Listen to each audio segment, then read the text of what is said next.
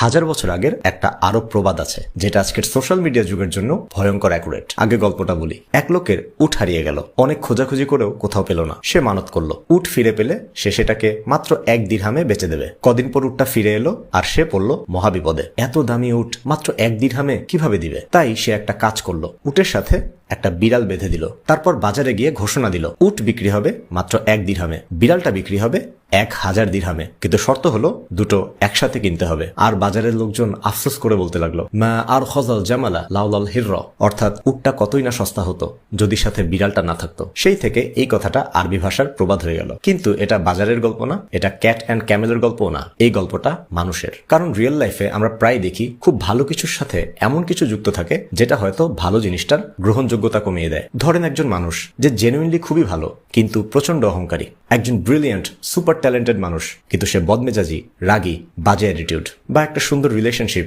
কিন্তু সেখানে একজন প্রচন্ড টক্সিক, অথবা আপনি নিজে একজন ডিসেন্ট মানুষ কিন্তু আপনার চারপাশের মানুষগুলো প্রশ্নবিদ্ধ। এই জিনিসগুলো আমাদের অথরিটি নষ্ট করে। আর সোশ্যাল মিডিয়ার যুগে এটা তো আরো বেশি ঘটে। একটা ইউজফুল মেসেজের সাথে একটু ইগো মিশে গেল, একটা চ্যারিটি কাজের মধ্যে একটু শো অফ ঢুকে গেল, অথবা একটা ইন্টেলেকচুয়াল ডিসকাশনের মধ্যে একটু ডিসরেসপেক্ট যোগ হয়ে গেল। ব্যাস, একটা ছোট নেতিবাচক বৈশিষ্ট্য আপনার হাজারো ইতিবাচক অর্জনকে ঢেকে দিতে পারে। যখন সত্যের সাথে মিথ্যার মিশ্রণ ঘটে অথবা ভালোর সাথে খারাপের, তখন মানুষ ভালোটা ভুলে গেলেও যা কিছু মন্দ সেটাই বেশি মনে রাখে। ইংরেজিতে বলে one bad Apple spoils the barrel. তাই মাঝে মাঝে নিজেকে জিজ্ঞেস করুন আমার উট কোনটা, মানে আপনার সবচেয়ে ভালো দিক কোনটা, আপনার মেধা, সম্পর্ক, কাজ নাকি চরিত্র?